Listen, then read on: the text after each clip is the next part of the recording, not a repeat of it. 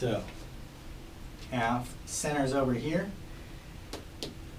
It braces against the outside of your foot and the inside of your shin so that it has fulcrum.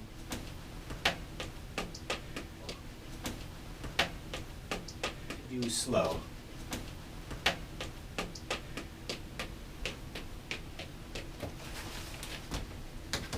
The other way, on the inside, so more than half is to the inside of your foot. When it's here, it's going to brace on the inside and the outside of your shin to kick up that way.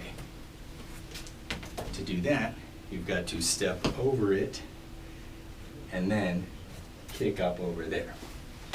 Again, not a trick we do slow, because that's what needs to happen.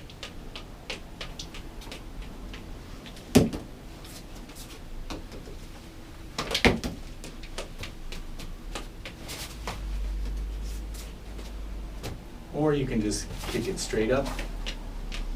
Doesn't look very classy though. Either to the outside with more than half to the outside, or more than half to the inside, step over, kick up.